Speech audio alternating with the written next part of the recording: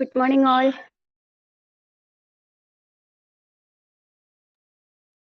Good morning. Good morning. Morning. Good morning.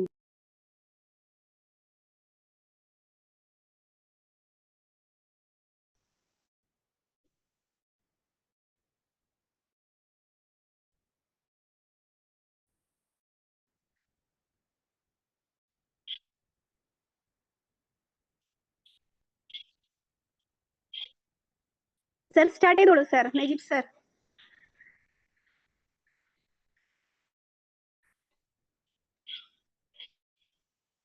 Good morning. കാണാമോ കേൾക്കാമോ? Good morning. കാണാം കേൾക്കാം. Okay വളരെ സന്തോഷം. ഒത്തിരി കാലം കൂടിയാണ് വിംബിൾ അക്കാഡമിയുടെ പ്ലാറ്റ്ഫോമിലേക്ക് എത്തിച്ചേരുന്നത്. കേൾക്കാമല്ലോ അല്ലേ? കേൾക്കാം. കേൾക്കാം sir, കേൾക്കാം. ഓക്കെ. നല്ലൊരു പ്രഭാതവും ഒരു ദിവസവും ഞാൻ ആശംസിക്കുകയാണ്. ഞാനും വിംബിൾ അക്കാഡമിയുടെ ഒരു പ്രൊഡക്റ്റ് ആണ് എന്ന് പറയുന്നതിൽ വളരെയധികം സന്തോഷവും അഭിമാനവും ഉണ്ട്. വളരെ കഴിഞ്ഞ വർഷമാണെന്ന് തോന്നുന്നു വിംബിൾ അക്കാഡമിയുടെ ഈ ട്രെയിനിങ് സെഷനിൽ ഞാനും ഒരു ട്രെയിനറായിട്ട് ട്രെയിനിങ് നേടിയിരുന്നു. ഫൈസൽ സാറിനെ ഞാൻ നന്ദിയോടുകൂടി സ്മരിക്കുകയാണ്. സാറുണ്ടോ എന്ന് എനിക്ക് അറിയില്ല ഇന്നിപ്പോ നമ്മുടെ ഗ്രൂപ്പില്. ഓക്കെ, എന്തായാലും ഞാൻ ഇടയ്ക്ക് സാറിനെ ഇങ്ങനെ വിളിക്കാറുണ്ട് ചില കാര്യങ്ങളിൽ സംശയങ്ങൾ ചോദിക്കാൻ. ഞാൻ കഴിഞ്ഞ വർഷം അസിസ്റ്റന്റ് എഡ്യൂക്കേഷൻ ഓഫീസറായിട്ട് സർവീസിൽ നിന്ന് വിരമിച്ചു. തുടർന്ന് നാഷണൽ നമ്മുടെ NCERT-യുടെ റീജിയണൽ ഇൻസ്റ്റിറ്റ്യൂട്ട് ഓഫ് എഡ്യൂക്കേഷൻ മൈസൂരിലെ student guidance and counselling course ഉണ്ടായിരുന്നു. അത് കംപ്ലീറ്റ് ചെയ്തു. ഇപ്പോൾ കൗൺസിലിംഗ് മേഖലയിലേക്ക് തിരിഞ്ഞിരിക്കുകയാണ്. ഏതാണ്ട് ചില സ്കൂളുകളില് ഓൺലൈൻ ക്ലയന്റുകളെ ഇങ്ങനെ ആയിട്ടാണ് ഇപ്പോ കാര്യങ്ങൾ നീങ്ങിക്കൊണ്ടിരിക്കുന്നത്. എന്തായാലും ഞാൻ ഇന്ന് നമ്മുടെ വിഷയത്തെക്കുറിച്ച് നിങ്ങൾ അറിഞ്ഞിട്ടുണ്ടാവും. Need for student counselling in schools.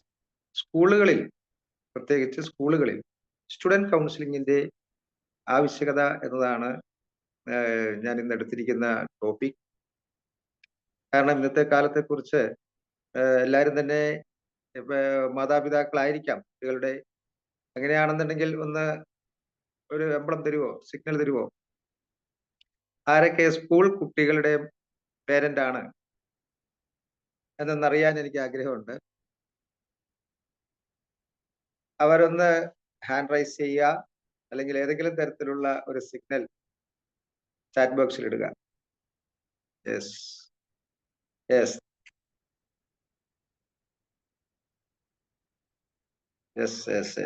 Okay.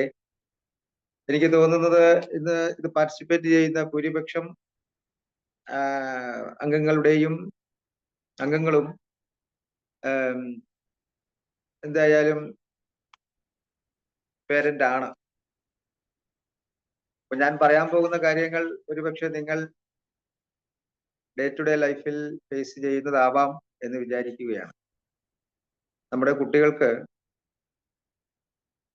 പ്രത്യേകിച്ച് കോവിഡിന് ശേഷം അവർ അഭിമുഖീകരിക്കുന്ന പ്രശ്നങ്ങൾ, മാനസികവും വൈകാരികവും ഒക്കെയായ പ്രശ്നങ്ങൾ പലപ്പോഴും നമുക്ക് നേരത്തെ കണ്ടറിയാനോ അല്ലെങ്കിൽ അത് മനസ്സിലാക്കാനോ കഴിയാതെ വരികയും അത് പലതരത്തിലുള്ള അവരുടെ എക്സ്പ്രഷനിലൂടെ കുറച്ച് നാൾ കഴിഞ്ഞതിന് ശേഷം മാത്രം നാം തിരിച്ചറിയുകയും ചെയ്യുന്ന ഒരവസ്ഥ എല്ലാ ഭവനങ്ങളിലും എല്ലാ സ്കൂളുകളിലും ഉണ്ടായിക്കൊണ്ടിരിക്കുന്നു എന്നാണ് എനിക്ക് നേരിട്ട് ബോധ്യപ്പെട്ടിട്ടുള്ളതും ഒപ്പം നമ്മുടെ വാർത്താ മാധ്യമങ്ങളിലൂടെ അറിയാൻ കഴിയുന്നു.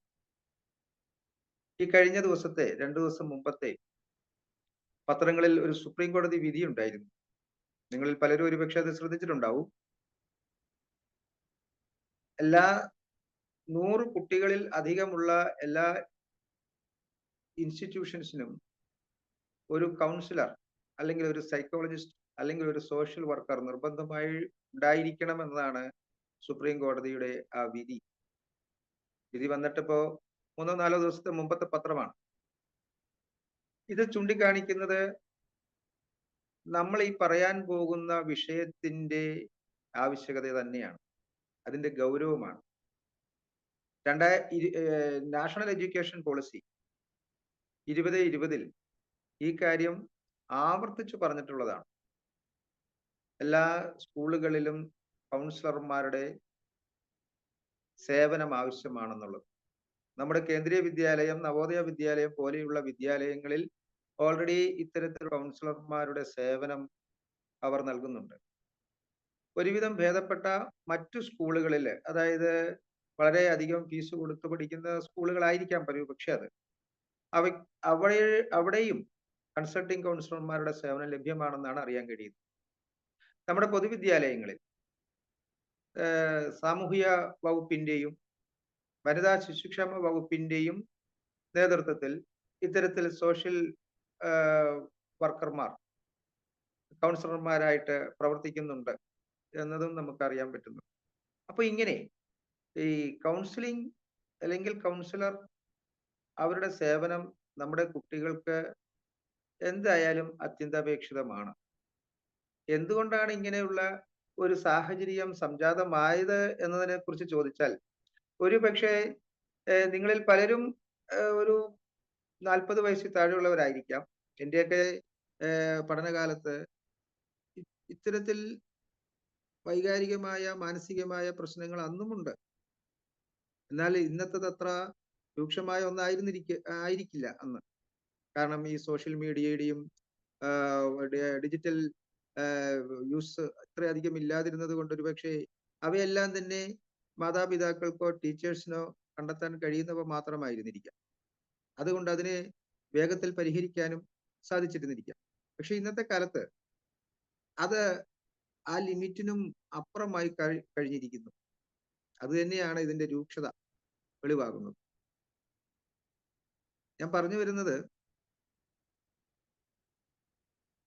കൗൺസിലിംഗ് മേഖലയിൽ കൗൺസിലർമാരുടെ സേവനം ഇന്ന് എന്തായാലും വളരെയധികം ആവശ്യമാണ് എന്നുള്ള രീതിയിലാണ്.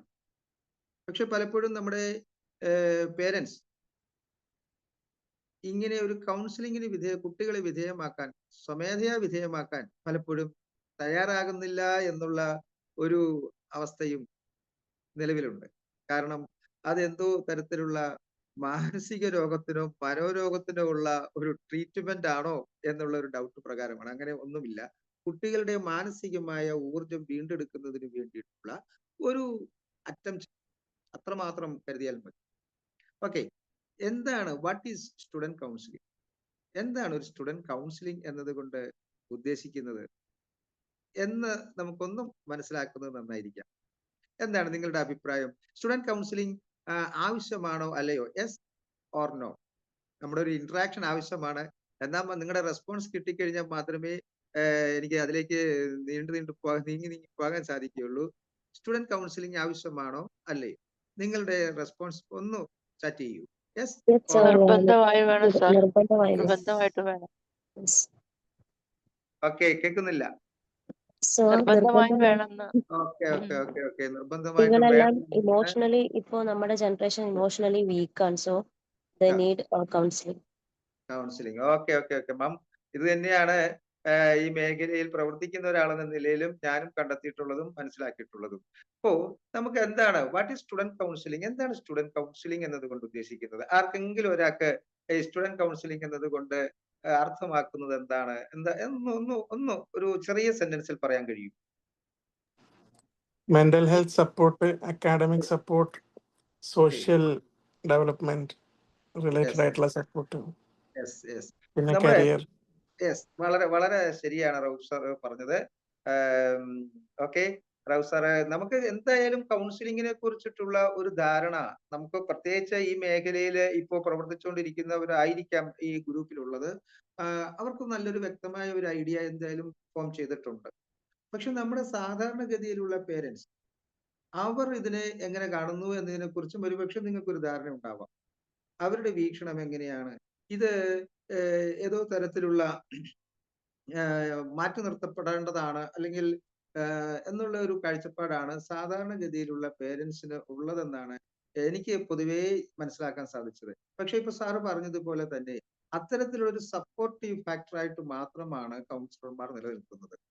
കുട്ടികളുടെ അവരുടെ ഒരു ഹോളിസ്റ്റിക് ഡെവലപ്മെന്റിന്, സമഗ്രമായ ഒരു വികാസത്തിന്, നമുക്കറിയാം നമ്മുടെ കുട്ടികളുടെ വളർച്ച എന്ന് പറയുന്നത് ആ ഒരു കാലത്ത്, പ്രത്യേകിച്ച് ഒരു അഡോളസൻസ് പീരീഡിൽ അവർക്ക് ഉണ്ടാവേണ്ട അവരുടെ ബിഹേവിയറൽ ചേഞ്ച്, മറ്റു പലതരത്തിലുള്ള ചേഞ്ചുകളുടെയും ഒരു കാലഘട്ടമാണ്. ആ കാലഘട്ടത്തിൽ ആ ചേഞ്ച് നേരായ വഴിക്കാണോ, ശരിയായ പാത്തിലൂടെയാണോ എന്ന് കണ്ടെത്തുകയും, ഇനി അങ്ങനെ അല്ല എങ്കിൽ അതിനെ തിരിച്ചറിയുകയും ചെയ്യേണ്ടത് ആവശ്യമാണ്. പലപ്പോഴും നമ്മുടെ ടീച്ചേഴ്സ്, നമ്മള് പേരൻസ് ടീച്ചേഴ്സിനെയും ടീച്ചേഴ്സ് പേരൻസിനെയും ഇത്തരത്തിൽ അങ്ങോട്ടും ഇങ്ങോട്ടും പഴിചാരുകയല്ല, ആശ്രയിക്കാറുണ്ട്. പക്ഷെ അവിടങ്ങളിലെല്ലാം തന്നെ ടീച്ചേഴ്സിനെ സംബന്ധിച്ചിടത്തോളം ഇന്നത്തെ കാലത്ത് അക്കാഡമികമായിട്ടുള്ള ഡ്യൂട്ടി എന്ന് പറയുന്നത് വളരെ വലുതായിരിക്കാം. അതുകൊണ്ട് ഓരോ കുട്ടിയെയും അവർക്ക് ശരിയായ രീതിയിൽ വാച്ച് ചെയ്ത്, ഒബ്സർവ് ചെയ്ത് ഇത്തരത്തിലുള്ള ചേഞ്ചുകൾ ഗുണമോ ദോഷമോ എന്ന് കണ്ടെത്തുവാൻ ഒരു പക്ഷേ തുടക്കത്തിൽ സാധിച്ചു എന്ന് വരികയില്ല. അതുപോലെ തന്നെയാണ് നമ്മുടെ പേരൻസിന്റെയും കാര്യം. കാരണം ഒരു കാലത്ത് നമ്മുടെ പേരൻസും കുട്ടികളും തമ്മിലുള്ള ഇന്ററാക്ഷൻ വളരെ വലുതായിരുന്നു. ഇന്ന് അത് ഏതാണ്ട് അകന്ന് മാറിക്കൊണ്ടിരിക്കുന്ന ഒരു സിറ്റുവേഷനിലേക്കാണ് പോയിക്കൊണ്ടിരിക്കുന്നത്. എന്റെ വീട്ടിലായാലും നമ്മുടെ ഓരോരുത്തരുടെയും വീടുകളിലായാലും ആ കുട്ടികളുടെ അത്തരത്തിലുള്ള പെരുമാറ്റങ്ങൾ അത് നമ്മൾ ദൈനംദിനം ഒരുപക്ഷെ ഫേസ് ചെയ്തുകൊണ്ടിരിക്കുന്നതാണ്. അവർക്കിപ്പോ ഏറ്റവും സന്തോഷം തരുന്നത് മാതാപിതാക്കളോടൊപ്പം ഇരിക്കുന്നതോ കൂട്ടുകാർക്കിടയിൽ ഇരിക്കുന്നതോ അല്ല. അവർക്കൊരു ഫോണും ഒരു വീടിന്റെ കോർണറും കിട്ടിയാൽ അവർ ഹാപ്പിയാണ്. നിങ്ങളുടെ അനുഭവത്തിൽ എന്ത് പറയുന്നു? അതാണ് അവരുടെ ഒരു അവസ്ഥ. കാരണം അത് അങ്ങനെ അവർ ഐസൊലേറ്റ് ചെയ്യാൻ വേണ്ടിയിട്ട്, തനിച്ചിരിക്കാൻ വേണ്ടിയിട്ട് അവർ കൂടുതൽ ആഗ്രഹിക്കുന്നു. ഇങ്ങനെ വരുമ്പോഴുണ്ടാകുന്ന ഭവിഷ്യത്ത് എത്രമാത്രം ദൂരവ്യാപകമാണ് എന്ന് നമുക്കെല്ലാവർക്കും തിരിച്ചറിയാൻ സാധിക്കുന്നതാണ്. ഓക്കെ, റെസ്പോൺസ് വരുന്നുണ്ട്, വളരെ നന്ദി.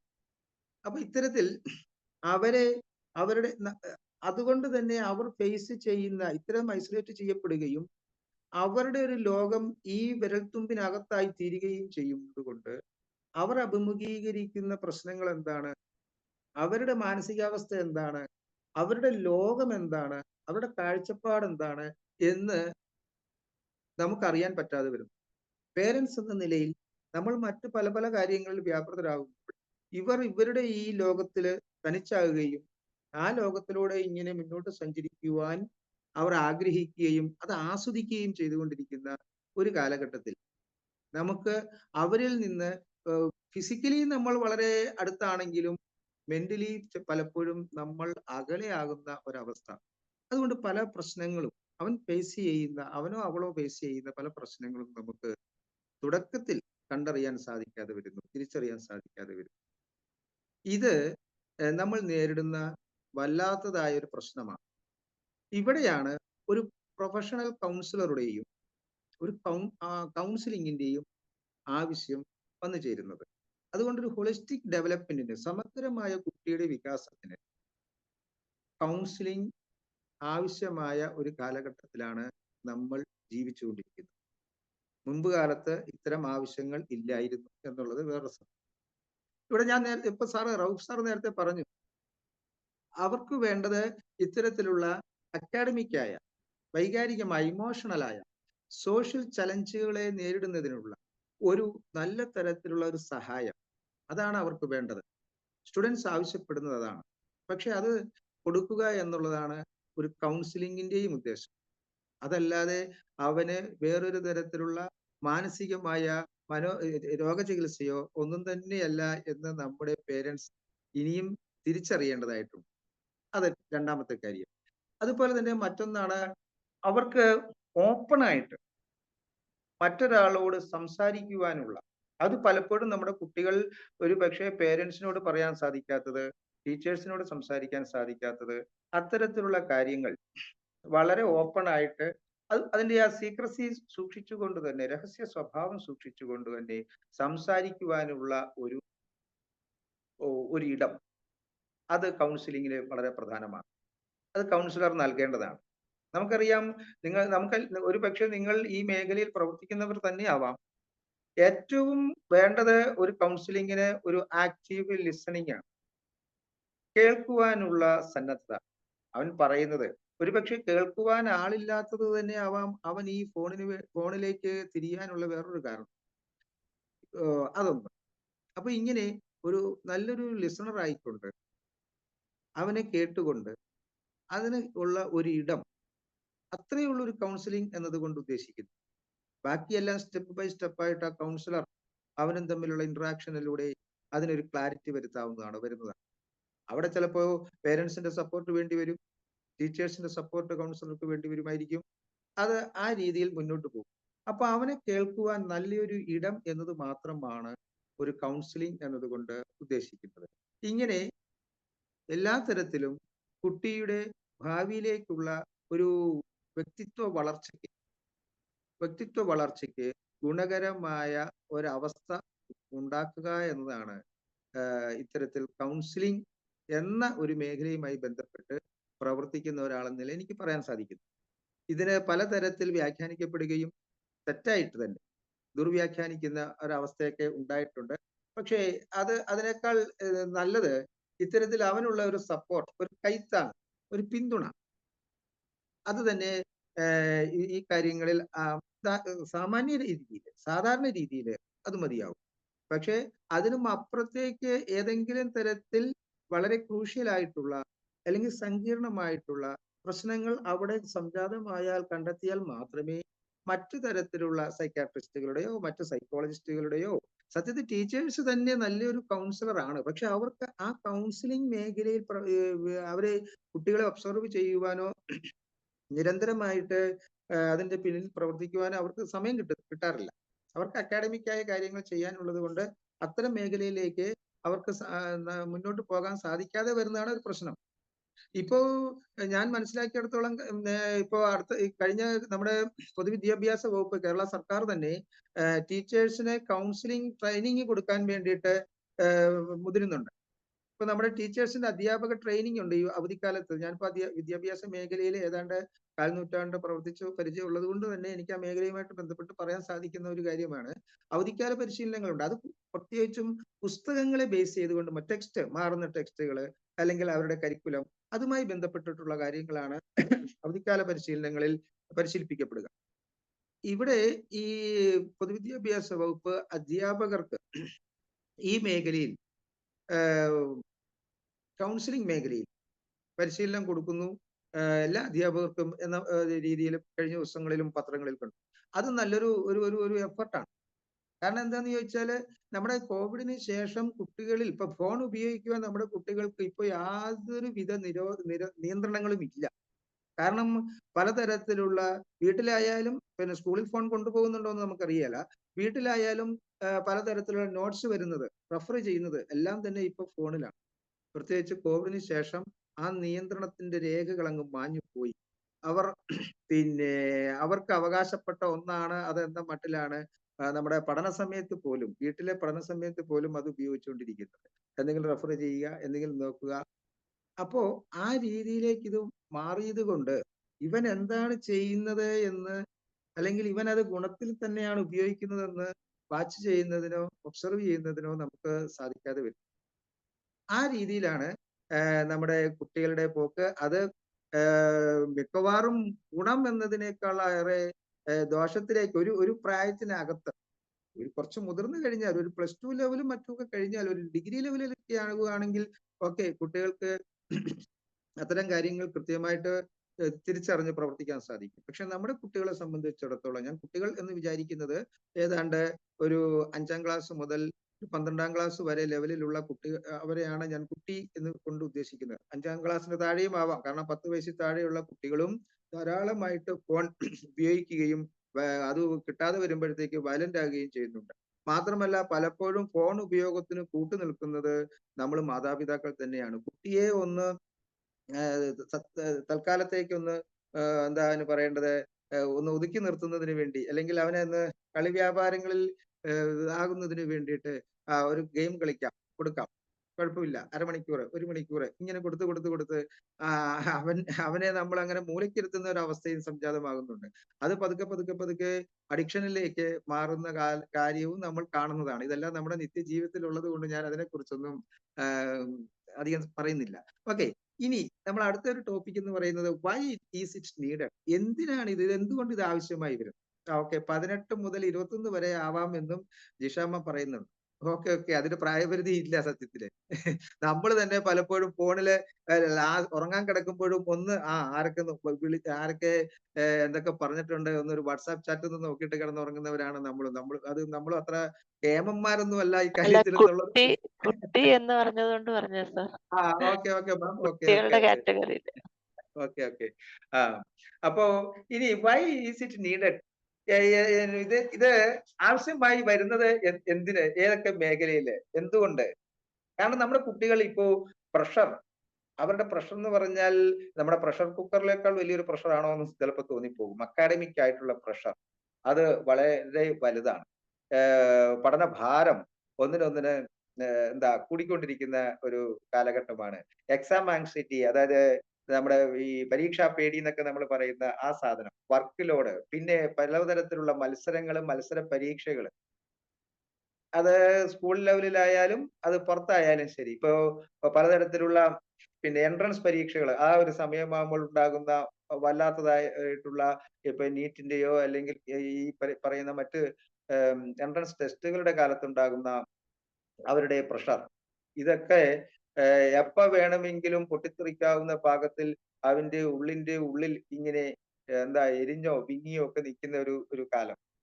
അപ്പൊ ഇതൊക്കെ ഒരു കൗൺസിലിങ്ങിന്റെ ആവശ്യകതയിലേക്കാണ് വിരൽ ചൂണ്ടുന്നത്.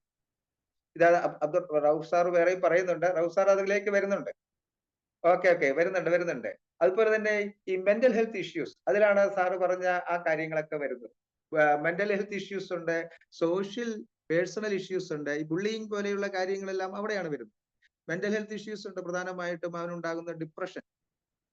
ഇപ്പൊ എല്ലാവരും തന്നെ നമ്മൾ കമ്പാരിസൺ പാടില്ല എന്ന് പറഞ്ഞു കഴിഞ്ഞാൽ പോലും നമ്മൾ മിക്കവാറും ഒരു മാർക്ക് ലിസ്റ്റ് കുട്ടി കൊണ്ടുവന്നു കഴിഞ്ഞാല് ആദ്യം ചോദിക്കും നിനക്ക് എത്ര മാർക്ക്, നിന്റെ അടുത്തിരിക്കുന്നവൻ എത്ര മാർക്ക്, ഇതാണ് നമ്മുടെ രണ്ടാമത്തെ ചോദ്യം.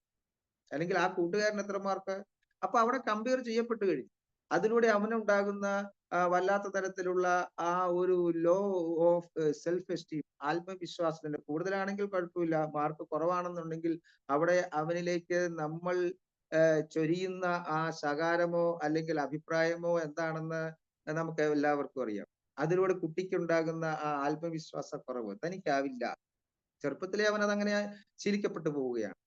ഇവിടെ നമുക്ക് കൗൺസിലിങ്ങിന്റെ ആവശ്യകത വരുന്നു. നേരത്തെ സാറ് പറഞ്ഞ പോലെ തന്നെ ബുള്ളിങ്, മറ്റു ഫാമിലി പ്രോബ്ലംസ്, ഇനി പിയർ പ്രഷേഴ്സ് വേറെ ഉണ്ടാവാം. അവരുടേതായ പ്രായത്തിലുള്ള കുട്ടികൾ തമ്മിലുള്ള പ്രഷറുകൾ, ഒരാള് ഒന്ന് ചെയ്യുന്നു, അത് ചെയ്യുവാനുള്ള ഒരു പിന്നെ വല്ലാത്തതായ തിക്കുമുട്ടലുകൾ മറ്റൊന്ന്. ഇത്തരത്തിലുള്ള സോഷ്യലായിട്ടുള്ളതും പേഴ്സണൽ ആയിട്ടുമുള്ള പ്രഷേഴ്സ് അത് വേറെ. പിന്നെ ഫ്യൂച്ചർ ചോയ്സിനെ കുറിച്ചുള്ള ആഗ്രഹം, അതിപ്പോ ഒരു UP ഹൈസ്കൂൾ ലെവലിൽ അത്ര ഫ്യൂച്ചർ ചോയ്സ്, ഒരു കരിയർ കൺഫ്യൂഷൻ ഒന്നും ആ സമയത്ത് ഉണ്ടായില്ലെങ്കിലും ഒരു ഹയർ സെക്കൻഡറി ലെവലിൽ ആകുമ്പോഴത്തേക്ക് ഉണ്ടാകുന്നതാണ് ഈ കരിയർ കൺഫ്യൂഷൻ പോലെയുള്ള പ്രശ്നങ്ങൾ. ഹയർ സ്റ്റഡീസിന് വേണ്ടിയിട്ടുള്ള സ്ട്രെസ്സുകൾ, ഇതെല്ലാം ഒരു ഹയർ സെക്കൻഡറി ലെവലിൽ കുട്ടികൾ അഭിമുഖീകരിക്കുന്ന പ്രശ്നങ്ങളാണ്. ഇവിടെ നമുക്ക് ഈ പറഞ്ഞതുപോലെ ടീച്ചേഴ്സിനും പേരൻസിനും അപ്പുറമായ ഒരാളുടെ ഒരു ഹെൽപ്പ്, ഒരു പ്രൊഫഷണൽ കൗൺസിലറുടെ ഹെൽപ്പ് ചിലപ്പോൾ ആവശ്യമായി വരും. അപ്പൊ ഇങ്ങനെ 1 by 1 ആയിട്ട് കുട്ടി മുതിരും തോറും ഇതിന്റെ ആവശ്യകതയും വളർന്നു വരുന്നതായിട്ടുള്ള ഒരു സിറ്റുവേഷൻ നമ്മുടെ ഇന്നത്തെ കാലത്തുണ്ട്. ഇനി ഇതുപോലെ തന്നെ വേറൊന്നാണ് ഇമ്പാക്ട് ഓഫ് ഡിജിറ്റൽ വെൽത്ത്. ഈ ഡിജിറ്റൽ ലോകത്തിൻ്റെതായിട്ടുള്ള സോഷ്യൽ മീഡിയ പ്രഷേഴ്സ് അത് വേറെ, സൈബർ ബുള്ളിങ് പോലെയുള്ള പ്രശ്നങ്ങൾ അത് വേറെ. അപ്പോൾ ഇങ്ങനെ ഓരോ അണുവിലും നമ്മൾ പരിശോധിക്കുകയാണെന്നുണ്ടെങ്കിൽ ഇത്തരത്തിൽ ഒരു തേർഡ് പാർട്ടിയുടെ, ടീച്ചർ പേരന്റ് കൂടാതെയുള്ള ഒരു തേർഡ് പാർട്ടിയുടെ, ഒരു കൗൺസിലറുടെ ഹെൽപ്പ് അനുദിനം നമ്മുടെ കുട്ടിക്ക് ആവശ്യമായി വരുന്ന ഒരു കാലഘട്ടം. ആ കാലഘട്ടത്തിലൂടെയാണ് നമ്മൾ പോയിക്കൊണ്ടിരിക്കുന്നത്. ഇതാണ് എനിക്ക് ഇതുമായി ബന്ധപ്പെട്ട് ആവശ്യം പറയാനുള്ള ഒരു കാര്യം. മറ്റു കാര്യങ്ങളെല്ലാം തന്നെ നമുക്ക് ഒരു ചെറിയ ഡിസ്കഷന് ശേഷം, നിങ്ങൾക്ക് പറയാനുള്ള കാര്യങ്ങൾ കൂടി കേട്ടതിന് ശേഷം സംസാരിക്കാവുന്നതാണ്. ഓക്കെ സുജിതമ്മ? സാർ, എനിക്കൊരു കാര്യം പറയാനുണ്ട്. ഓക്കെ. ഇപ്പൊ ഈ കൗൺസിലിംഗ് എന്ന് പറയുമ്പോൾ എന്തോ ഒരു വല്ലാത്തൊരു സംഭവം എന്നൊക്കെ പാരന്റ്സിനൊക്കെ തോന്നാറുണ്ടല്ലോ. അതൊന്ന് മാറ്റാനായിട്ട് ഇതൊരു എല്ലാവർക്കും കോമൺ ആയിട്ടുള്ള ഒരു കാര്യമായിട്ട് മാറ്റുവാണ്. ഇപ്പൊ എന്തെങ്കിലും പ്രശ്നം വരുമ്പോഴാണല്ലോ കൗൺസിലിങ്ങിലോട്ട് സാധാരണഗതി പോവാറ് അതെ അതെ കുട്ടികളാണെങ്കിൽ. ആ ഒരു രീതി മാറ്റിയിട്ട് ഇത് ഏറ്റവും അത്യാവശ്യമുള്ള ഒരു കാര്യമാണ്, എല്ലാവർക്കും ഗൈഡൻസും അതുപോലെ ആ ഒരു പൊതുവായിട്ടുള്ളൊരു രീതി കൊണ്ടുവന്നാൽ ഈ പ്രശ്നം സോൾവ് ചെയ്യാന്ന് എനിക്ക് തോന്നുന്നു. ഓക്കെ. അത് നമുക്ക് എന്താ അതിന് പറയേണ്ടത്? അത് സാധാരണഗതിയിലുള്ള ഇപ്പൊ നമ്മൾ സ്കൂളിൽ എന്തെങ്കിലും ഒരു കുട്ടിക്ക് എന്തെങ്കിലും ഒരു ബുദ്ധിമുട്ട് നേരിടുകയാണെങ്കിൽ കുട്ടിയെ വിളിച്ച് അല്ലെങ്കിൽ ടീച്ചേഴ്സ് പിന്നെ പേരൻസിനെ വിളിച്ച് കാര്യങ്ങൾ പറയാറുണ്ട്. വീട്ടിൽ എന്തെങ്കിലും പ്രശ്നം കുട്ടി ഉണ്ടാകുകയാണെങ്കിൽ നമ്മൾ ഇതേപോലെ ടീച്ചേഴ്സുമായിട്ട് സംസാരിക്കാറുണ്ട് പേരൻസ്. അതൊക്കെ എന്താണ് പറയേണ്ടത്? ബുദ്ധിമുട്ടില്ല, എന്താ അതിനൊരു തടസ്സമില്ലാത്തൊരു സംഗതിയാണ്, സർവ്വവ്യാപിയാണ്. മുമ്പൊക്കെ എന്റെയൊക്കെ കാലത്ത് പേരൻസ് സ്കൂളിലേക്ക് വരിക എന്ന് പറയുന്നത് അത് അസാധാരണമായ ഒരു സംഭവമാണ്. എന്തെങ്കിലും കൊള്ളരുതായ്മ കുരുത്തക്കേട് കാണിച്ച കുട്ടിയുടെ പേരൻസിനെയാണ് സാധാരണ സ്കൂളിലേക്ക് വിളിച്ചു വരുത്തുന്നത്.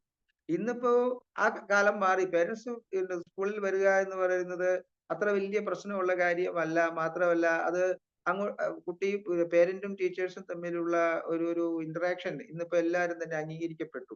ഒരു പക്ഷെ ഇപ്പോഴത്തെ സിറ്റുവേഷനിൽ നമ്മുടെ കേരള ചുറ്റുപാടിൽ ഈ കൗൺസിലിംഗ് എന്ന് പറയുന്നത് അസാധാരണമായ എന്തോ ഒന്നാണ് എന്ന് ഇപ്പൊ മാം പറഞ്ഞതുപോലെ തന്നെ അത് അംഗീകരിക്കപ്പെടാൻ നമ്മുടെ പേരൻസ് പൊതുവെ ഇപ്പോ അത് കുട്ടി എന്തോ മാനസിക പ്രശ്നം ഉള്ളത് കൊണ്ടാണ് കൗൺസിലിങ്ങിന് വിധേയമാകുന്നത് എന്ന മട്ടിലേക്കായി മാറിയിട്ടുണ്ട് ഇപ്പോ നിലവിൽ. അതിന് ഒരു പക്ഷേ ഇപ്പൊ ഞാൻ നേരത്തെ പറഞ്ഞതുപോലെ പൊതുവിദ്യാഭ്യാസ വകുപ്പും മറ്റുമൊക്കെ ഇങ്ങനെ മുൻകൈ എടുത്ത് ടീച്ചേഴ്സിനെ കൂടി കൗൺസിലിംഗ് മേഖലയിലേക്ക് കൊണ്ടുവന്ന് കഴിയുമ്പോൾ അതിന് മാറ്റം ഉണ്ടാകുമെന്ന് പ്രതീക്ഷിക്കാം. എന്നിരുന്നാൽ പോലും നമ്മൾ എപ്പോഴും നമ്മുടെ കുട്ടിയെ ഒബ്സർവ് ചെയ്യുക, അവരെ ഏതെങ്കിലും തരത്തിലുള്ള കൗൺസിലിങ്ങിന് വിധേയമാക്കേണ്ടതുണ്ടെങ്കിൽ അതിന് ചെയ്യുക. അതിന് യാതൊരു മടിയും വിചാരിക്കേണ്ട. ഇവിടെ എന്തെങ്കിലും മരുന്നോ ട്രീറ്റ്മെന്റോ മന്ത്രവാദമോ ഇതൊന്നും തന്നെ അവിടെ ഉപയോഗിക്കുന്നതല്ല. സത്യത്തിൽ നല്ലൊരു കേൾവി, പറച്ചിൽ, സംസാരം, ഒരു ഇന്ററാക്ഷൻ അത് മാത്രമേ അവിടെ നടക്കുന്നുള്ളൂ. അത് ചിലപ്പോ 1, 2, 3 തവണ ചിലപ്പോൾ ഇടവിട്ടുള്ള കാലങ്ങളിൽ വേണ്ടി വരുമായിരിക്കാം. അത്തരത്തിലൂടെ കുട്ടിയെ നമുക്ക് ഒരു ലക്ഷ്യസ്ഥാനത്തിലേക്ക്, ഫ്യൂച്ചർ ലൈഫിലുള്ള സക്സസ് ആണല്ലോ എല്ലാത്തിന്റെയും അടിസ്ഥാനം. ആ ഉദ്ദേശ ലക്ഷ്യം അതിലേക്ക് നമുക്ക് എത്തിക്കുവാൻ നമുക്ക് സാധിക്കുന്നതാണ്. അത് മാറണം. നമുക്കതറിയാം മറ്റുള്ളവർക്ക് സാധാരണ അത് തന്നെയാണ് ഞാൻ പറഞ്ഞത്. അതാ നമ്മുടെ ഗ്രൂപ്പിലുള്ളവർ ഇത് ഒരു പക്ഷെ ഇതിനെക്കുറിച്ച് അവയർനെസ് ഉള്ളവരാണ്. പക്ഷെ പുറത്തുള്ള പേരന്റ് ഇതിനെ മറ്റൊരു തരത്തിലായിരിക്കും കാണുക. ഞാനത് നേരത്തെ പറഞ്ഞിരുന്നത്. അതിന് നമ്മൾ കുറച്ചു കാലതാമസം വേണ്ടി വരുമെന്നാണ് അതാ ഞാൻ പറഞ്ഞു, അത് മാറാനുള്ള ഒരു കാര്യം ഇങ്ങനെ ആക്കിയാൽ നല്ലതായിരിക്കും. നമ്മളല്ല അതിന്റെ ഇപ്പൊ അതോറിറ്റി അത് തീർച്ചയായിട്ടും ഇത് പറയൂ. അതായത് സാറ് പറഞ്ഞു വന്നത് നമുക്ക് ഈ സ്ക്രീൻ അഡിക്ഷന്റെ ലെവലിലേക്ക് കുട്ടികൾ എത്തിച്ചേരുമ്പോൾ മാത്രമല്ല ഇത്തരം പ്രശ്നങ്ങളെ നമ്മൾ ശ്രദ്ധിക്കേണ്ടതുള്ളൂ. കാരണം ഇന്ന് അതായത് പോസ്റ്റ് കോവിഡിയൻ കാലഘട്ടം എന്ന് പറയുന്നത് ഈ വിദ്യാഭ്യാസ മേഖലയിൽ വളരെ പ്രചാരത്തിൽ കുട്ടികൾക്ക് മൊബൈൽ സപ്ലൈ ചെയ്തുകൊണ്ടാണ് ഡിപ്പാർട്ട്മെന്റും അതുപോലുള്ള സ്ഥാപനങ്ങളും മുമ്പോട്ട് വന്നത്. അതായത് അതിനെ പ്രോത്സാഹിപ്പിക്കും. അല്ലാതെ കൊണ്ട് നമുക്ക് ആ ഒരു പ്രക്രിയ മുമ്പോട്ട് കൊണ്ടുപോകാൻ വേറെ മാർഗങ്ങളില്ലായിരുന്നു. നമ്മൾ ആത്യന്തികമായിട്ട് ഒന്നത്. അപ്പൊ നമ്മള് ഈ അഡിക്ഷന്റെ ലെവലിലേക്ക് മാത്രം പോകുമ്പോൾ ഇത് ഒരു മോശമായ കാര്യമാണ് എന്ന് നമ്മൾ ചിന്തിക്കേണ്ടിയിരിക്കുന്നു.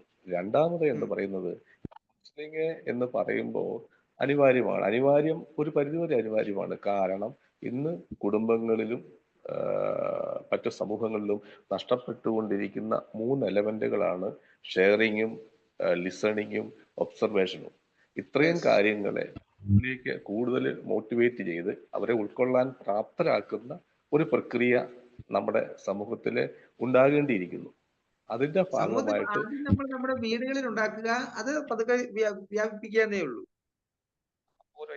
ഒരു എമ്പതി എന്നുള്ളത് നഷ്ടപ്പെട്ടുകൊണ്ടിരിക്കുകയാണ്. ഇപ്പൊ കൗൺസിലിംഗിലൂടെ നമുക്ക് കൊടുക്കാൻ പറ്റുന്നത് സാറി പറഞ്ഞ പോലെ ഒരു ഇഫക്റ്റീവ് ലിസണിങ്ങും ഒപ്പം എമ്പതറ്റിക്കലായിട്ടുള്ള ഒരു അപ്രോച്ചും അതിലൂടെ നമുക്ക് എടുക്കാനായിട്ട് സാധിക്കുകയുള്ളൂ എന്നാണ് ഞാൻ മനസ്സിലാക്കുന്നത്. നമ്മള് രണ്ടുപേരും നമ്മളെല്ലാരും തന്നെ ചിന്തിക്കുകയും പറയുകയും ചെയ്യുന്നത് ഒരേ വഴിയാണ്. പക്ഷെ നമ്മുടെ പൊതുസമൂഹം ഇതിനെ എങ്ങനെ മാത്രം വീക്ഷിക്കുന്നു എന്നുള്ളതാണ് നമ്മളെ നേരിടുന്ന വേറൊരു വെല്ലുവിളി. എന്നാണ് എനിക്ക് തോന്നുന്നത്. ഓക്കെ, നമുക്ക് കൺക്ലൂഡ് ചെയ്യാൻ ഓക്കെ സാറ് ഈ അക്കാഡമിക് റിലേറ്റഡ് ആയിട്ട് ജോലി ചെയ്തിരുന്ന ആളാണല്ലോ. അപ്പം അതിന്റെ ഒരു എക്സ്പീരിയൻസ് വെച്ചിട്ട് ഈ കൗൺസിലിങ്ങും മെന്റൽ ഹെൽത്ത് റിലേറ്റഡ് ആയിട്ടുള്ള ടോപ്പിക് എല്ലാം കരിക്കുലത്തിന്റെ ഭാഗമാക്കുന്നത് എത്രത്തോളം പ്രായോഗികത ഉണ്ട്?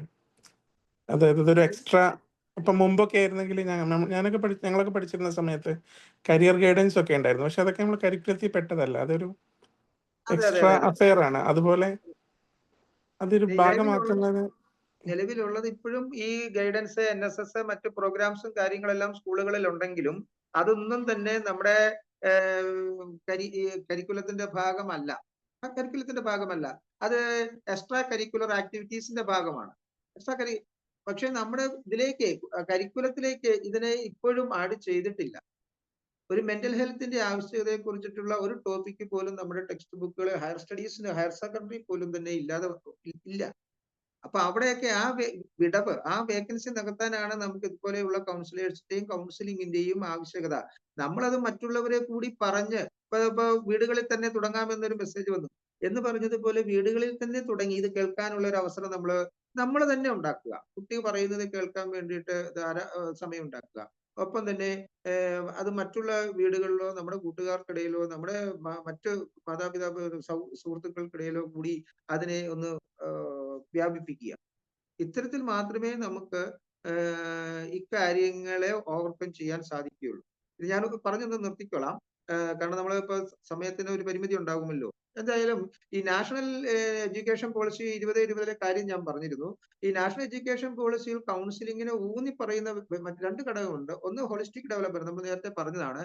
മറ്റൊന്നുള്ളത് അതിൽ പറയുന്നത് മെന്റൽ ഹെൽത്ത് കെയർ ഫോക്കസ് ചെയ്യുക എന്നുള്ളത്. വേറൊന്നുള്ളതും ഇപ്പൊ സാറ് പറഞ്ഞതുപോലെ തന്നെയുള്ള കരിയർ ഗൈഡൻസ് ഫോർ സ്റ്റുഡൻസ്, അവരുടെ ഫ്യൂച്ചർ ചോയ്സിന് വേണ്ടിയിട്ടുള്ള ഗൈഡൻസ്. അത് അത് വേറൊരു ടോപ്പിക് തന്നെയാണ്. അത് സത്യത്തിൽ തുടങ്ങേണ്ടത് ഒരു UP ലെവലിൽ തന്നെ. ഇവൻ ഏത് കരിയറിലേക്ക് തിരിയണം? നമ്മൾ ഇപ്പോഴും കരിയറിലേക്ക് തിരിയുന്നത് ഹയർ സെക്കൻഡറി ലെവലിലേക്ക് വരുമ്പോഴാണ്. നീറ്റ് വേണോ, മെഡിസിൻ വേണോ, അതോ സയൻസ് വേണോ, അതോ കൊമേഴ്സ് വേണോ, ഹ്യൂമാനിറ്റീസ് വേണോ എന്നൊക്കെ തീരുമാനിക്കുന്നത് നമ്മളിപ്പോഴും ഈ +1 ഏകജാലകത്തിൽ അപേക്ഷ കൊടുക്കുന്ന സമയത്താണ് ആകെ കൺഫ്യൂഷൻ ആകുന്നത്. പക്ഷെ നമുക്കത് ആരംഭിക്കേണ്ടത് എനിക്ക് തോന്നുന്നത് ഒരു UP ലെവലിൽ തന്നെ അതിനു വേണ്ടിയിട്ടുള്ള ഒരു ചിട്ടയായ പ്രവർത്തനം നടത്തുക എന്നുള്ളത് ആവശ്യമാണ്. അതാണ് ഒരു ഫ്യൂച്ചർ ചോയ്സിന് വേണ്ടിയിട്ടുള്ള ഒരു ഘടകം. പിന്നെ ഇയർലി ഐഡന്റിഫിക്കേഷൻ. ഇത് എന്തെങ്കിലും കുട്ടി മാനസികമായ പ്രയാസങ്ങൾ നേരിടുന്നുണ്ടെങ്കിൽ അത് നേരത്തെ തന്നെ കണ്ടെത്തുക എന്നുള്ളത്, പിന്നെ മുളയിലെ നുള്ളുക എന്നൊക്കെ പറയുന്നത് പോലെ നേരത്തെ കണ്ടെത്തുകയാണെന്നുണ്ടെങ്കിൽ അത് കൂടുതൽ സങ്കീർണമാകാതിരിക്കാനും അതിനെ പരിഹരിക്കാനും വളരെ എളുപ്പമായിരിക്കും. ഇത്തരം കാര്യങ്ങൾ NEP-യിൽ വളരെ, ഞാനത് കൺക്ലൂഷൻ നിർത്താൻ വേണ്ടിയിട്ടാണ് ഞാൻ ഇച്ചിരി സ്പീഡിന് പോകുന്നത്, കാരണം സമയത്തിന്റെ പരിമിതി ഉണ്ടല്ലോ. അപ്പൊ അതൊന്നുള്ളത്. അപ്പൊ ഇത്തരം കാര്യങ്ങൾ വളരെ ഊന്നി നാഷണൽ എഡ്യൂക്കേഷൻ പോളിസി പറയുന്നുണ്ട്. നമ്മുടെ ഞാൻ നേരത്തെ പറഞ്ഞു KV, നവോദയ പോലെയുള്ള വിദ്യാലയങ്ങളിൽ ഇത്തരം സേവനങ്ങൾ അവിടെ പിന്നെ ലഭിക്കുന്നുണ്ട്. പിന്നെ ഇത് കൗൺസിലിംഗ് എന്ന് പറയുന്നത് ഇപ്പോഴും എന്തോ ഒരു വീക്ക്നെസിന്റെ, കുട്ടിയുടെ എന്തോ ഒരു കുറവിന്റെ ഭാഗമായിട്ടാണ് കൗൺസിലിംഗ് നടത്തുന്നത് എന്ന് ഇപ്പൊ നേരത്തെ നമ്മൾ ചർച്ച ചെയ്ത ഒരു കാര്യമാണ്, ഒരു ആശങ്കയാണ്, പലരും പറഞ്ഞതാണ്, പങ്കുവെച്ചതാണ്. അതായത് മറ്റു മാതാപിതാക്കൾ ഇതിനെ എങ്ങനെ കാണുന്നു എന്നുള്ളത്. അത് അവരുടെ ഒരു വിചാരം എന്ന് പറയുന്നത് കുട്ടിക്കുള്ള എന്തോ ഒരു കുറവിന് വേണ്ടിയിട്ട് അവനെന്തോ ഒരു മാനസികമായ ഇതിന്റെ വേറെന്തോ ഒരു ലെവലിലാണ് അവർ കൗൺസിലിങ്ങിനെ കാണുന്നത്. പക്ഷെ അതല്ല, അതൊരു മെന്റൽ ഹെൽത്ത് കെയർ തന്നെയാണ്. നമ്മൾ നമ്മുടെ സൗന്ദര്യവർദ്ധകത്തിന് വേണ്ടിയിട്ട് എന്തൊക്കെ സാധനങ്ങൾ ഉപയോഗിക്കുന്നു, ആരെയൊക്കെ കാണുന്നു എന്ന് പറയുന്ന പോലെ നമ്മൾ ആ ടീനേജിൽ തന്നെ സ്വാഭാവികമായും കുട്ടികൾ അത്തരത്തിലൊക്കെ ബോധേഡാണ് എന്ന് പറയുന്നത് പോലെ തന്നെ ഉള്ള ഒരു പ്രാധാന്യം ഈ മെന്റൽ ഹെൽത്ത് കെയറിന്. ഇപ്പൊ നമ്മുടെ മുഖസൗന്ദര്യം വർദ്ധിപ്പിക്കാൻ വേണ്ടിയിട്ട് നമ്മൾ ചെയ്യുന്നത് പോലെ മെന്റൽ ഹെൽത്തിന് നമ്മൾ എന്ത് ചെയ്യുന്നു?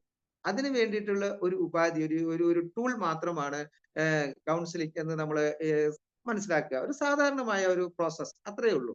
അത് അവന്റെ പേഴ്സണൽ ഗ്രോത്തിന്, അവന്റെ അക്കാഡമിക് ആയിട്ടുള്ള എക്സലൻസിന് ഇതൊക്കെ വളരെയധികം ഉപകരിക്കും. ഇതാണ് പിന്നെ അതുമായി ബന്ധപ്പെട്ടിട്ടുള്ള മറ്റൊരു കൺക്ലൂഷൻ പറയാനുള്ളത്.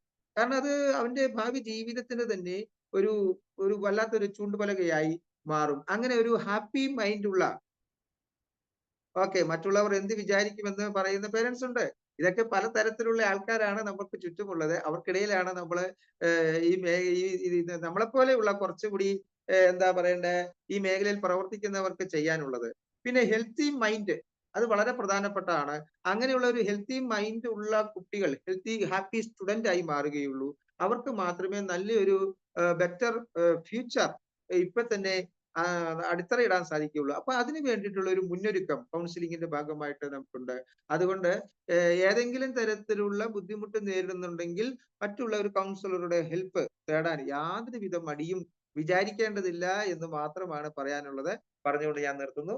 പങ്കെടുത്ത് നിങ്ങൾക്ക് ഇനിയിപ്പോ എന്തെങ്കിലും നമുക്ക് ഇതിന് സമയമുണ്ടെന്നുണ്ടെങ്കിൽ, ഇന്ററാക്ഷന് സമയമുണ്ടെന്നുണ്ടെങ്കിൽ നമുക്ക് സംസാരിക്കാവുന്നതാണ്. Okay, thank U.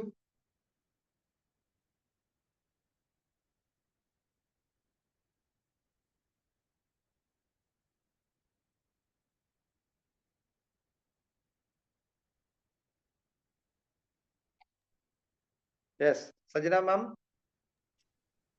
Thank you sir. എന്തായാലും സാറ് ഇങ്ങനെ ഒരു ക്ലാസ് ശരിക്കും നമ്മള് ചിന്തിക്കാത്ത വിഷയങ്ങളാണ് ഇതൊക്കെ. ശരിക്കും ഇതിന്റെ ഒക്കെ ഒരു പ്രാധാന്യം സാറിന്റെ ക്ലാസ് കേൾക്കുമ്പോഴാണ് ഇത്ര സീരിയസ്നെസ് മനസ്സിലാവുന്നത്. Thank you so Okay, much. Thank you so thank you much sir. Sir. നല്ല ക്ലാസ് ആയിരുന്നു. സാറ് കൂടുതൽ ഫ്രീ ക്ലാസ്സുകൾ ആകുമ്പോൾ, പ്രതീക്ഷിക്കുന്നു. അതെ ഡെഫിനറ്റ്ലി ഞാൻ സർ പറയാൻ പോവായിരുന്നു, ഫ്രീ ആകുമ്പോൾ ഞങ്ങൾക്കൊരു വെബിനാർ സാർ ഉണ്ടായിരുന്നു. അതെ അതെ. കുറച്ചുകൂടെ നമുക്ക് യൂസ്ഫുൾ ആവും. Very insightful class. ഓക്കെ, ഇതൊരു ഒന്നാമത്തെ കാര്യം, ഇതൊരു വൈഡ് സബ്ജക്റ്റ് ആണ്. നമ്മള് ചുരുങ്ങിയ സമയത്തിനകത്ത് ഞാൻ പല പോയിന്റ്സും സത്യത്തിൽ ഇതിന്റെ വിട്ട് കളഞ്ഞിട്ടുണ്ട്.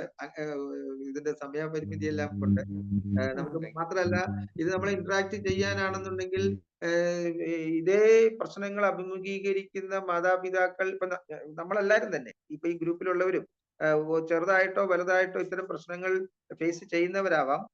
അപ്പം നമുക്ക് ഒത്തിരി കാര്യങ്ങൾ പറയാനും കേൾക്കാനും ഉണ്ട്. അപ്പോൾ നമ്മുടെ സമയപരിമിതിയാണ് പ്രധാനം. നമുക്ക് മറ്റേ ഒരു മീറ്റിൽ വെച്ച് വീണ്ടും കണ്ടുമുട്ടും. കുറെ കാര്യങ്ങളൊക്കെ നമുക്ക് വായിച്ചും കണ്ടും കേട്ടൊക്കെ പഠിക്കാൻ പറ്റും. പക്ഷെ സാറിനെ പോലെയുള്ള ഒരാളുടെ എക്സ്പീരിയൻസ് നമുക്കത് സാറ് ഷെയർ ചെയ്താൽ തന്നെ കിട്ടുമല്ലോ. Okay, thank you sir. Definitely അതാണ് സാർ ഒരുപാട് കാര്യങ്ങൾ ഈ കുറഞ്ഞ സമയം കൊണ്ട് ഞങ്ങളുടെ മുന്നിൽ പറഞ്ഞു തന്നു. ഇനിയും പ്രതീക്ഷിക്കുന്നു. Okay ma'am. ഓക്കെ, സജന മാം. ഇനി ആർക്കെങ്കിലും എന്തെങ്കിലും പറയാനുണ്ടെങ്കിൽ പറയാം, അല്ലെങ്കിൽ നമുക്ക് വൈൻഡ് അപ്പ് ചെയ്യാം. ഓക്കെ സാർ, നല്ലൊരു ടോപ്പിക്കായിരുന്നു. സമകാലീന സമൂഹത്തിലെ ഒരു പ്രശ്നത്തിന്റെ ഒരു ഭാഗം ഇത് തന്നെയാണ്. നല്ലൊരു ടോപ്പിക്കാണ്. All the very best.